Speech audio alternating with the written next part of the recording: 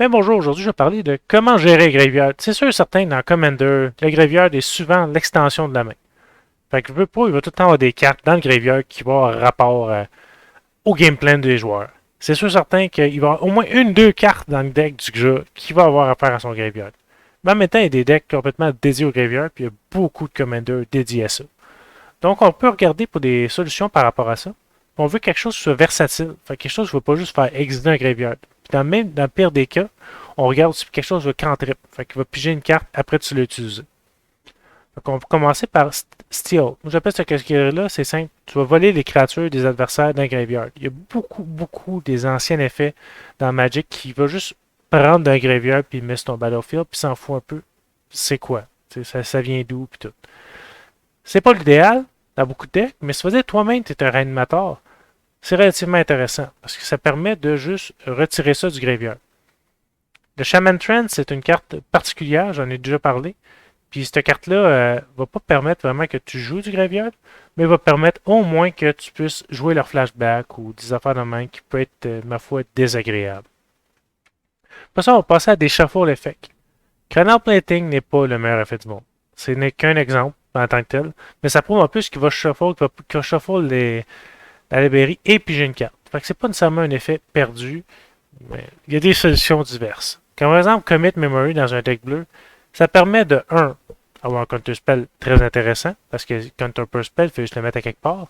Puis 2, ça va juste shuffle la librairie le graveyard dans la librairie. Fait que ça va juste se débarrasser du graveyard du gars, qui peut être dangereux. Puis le Wing Shaman semble quelque chose d'extrêmement similaire, mais il faut aussi penser à d'autres choses. C'est que c'est un ATB, fait que dans un deck avec du bleu ou du blanc, c'est relativement intéressant. Ça va permettre d'avoir plus qu'une target. Puis des fois, tu veux shuffle toi-même tes créatures importantes dans ton library. C'est any number of cards. Ça veut dire que tu veux ta carte que tu viens de te faire détruire, tu la remets à la librairie, puis après ça, tu la reshuffles. Oui, c'est pas un Eternal Witness, mais c'est mieux qu'un coupé testicule. On s'entend?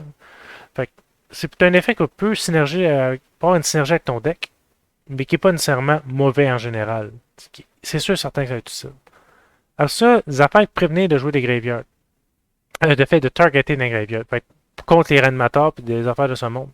On regarde ces affaires-là comme par exemple dans des decks de Muldrota. Muldrota permet de jouer de son graveyard, mais tu ne targetes pas. Fait que grosso modo, ces cartes-là vont avoir du cantrip. Fait qu'ils vont pouvoir piger une carte quand ils arrivent en jeu. Fait que c'est pas nécessairement perdu. Et en plus, ils vont pouvoir briser le game plan de certains adversaires. C'est pas nécessairement les cartes les plus compétitives du monde, mais on peut voir généralement un effort côté Magic de faire des cartes versatiles en tant que telles. Comme Zilith Jailer, dans un deck de zombies, oui, tes zombies vont perdre des habiletés de leur graveyard. Mais ça permet soit dit, tu as une carte qui permet de casser les zombies de ton graveyard. Who cares? Vraiment, who cares? Tu vas juste avoir quelque chose de part de ton graveyard, tu vas pas avoir d'habileté, puis à un moment donné, il va revenir, tout simplement. La land base, Scavenging Ground, je trouve ça particulier qui est encore à 2$. Je pensais que ça allait être une carte qui allait monter à 6, 7, 8. Je ne sais pas s'il va y avoir beaucoup de reprint par rapport à ça, puisque c'est la seule laine universelle qui va permettre de gérer les graveyards avec Bojuka Bug. Bojuka Bug est un staple de la Mono Black, c'est sûr certain. Mais on s'entend que son petit frère Scavenger Ground, c'est assez intéressant à rendre des tapés. Des fois, ça me fait assez chier en un Bojuka Bug des mains, puis je suis obligé d'utiliser tour 1, parce que je veux pas être as fuck plus tard, genre power de laine ou. Mon troisième laine, c'est comme bon, je vais Bojuka Bug. Exemple. Et maintenant, il y a des effets un peu plus spécifiques à, on va dire, des formats modernes, etc., pour des cartes de sideboard. C'est pas que c'est plus utile en Commander. Ça, c'est sûr certain. Mais va dire Gravedigger Cage. Ça n'empêche pas ton Urza. C'est pas nécessairement mauvais d'un Urza. Ça permet de stopper du monde. Parce que la carte est exilée, puis après ça, quand elle est exilée, ben, tu vas pouvoir la jouer. Fait qu'elle n'entre pas du battlefield de la librairie. Donc, c'est un exemple comme un autre. Maintenant, les exils. Il y en a des tonnes et des tonnes et des tonnes. Je ne rentrerai pas tout dans les détails, mais va dire tu vas aller Enchantress.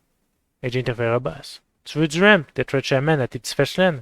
Les Land of Void, c'est gratuit. Scavenging Host, tout le monde les connaît. D'épée de Doppelganger dans un deck de 1000 comme Crip Incursion, dans un deck de 1000. Populate, ça se prend bien. Rakdos Charm, ça peut facilement one-shot un deck de token. Ça peut détruire un artefact, ça peut exiler un graveyard.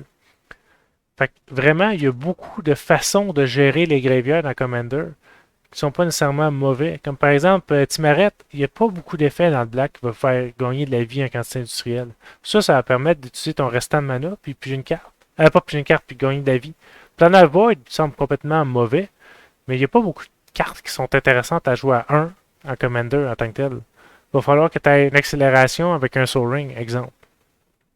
Donc, c'est pas mal ça. Fait que j'espère que cette vidéo vous a donné un petit peu d'idée côté Exil, puis vous montrer un peu l'importance de l'avoir pour gérer les graveyards des autres. Sur ce, passez une bonne journée.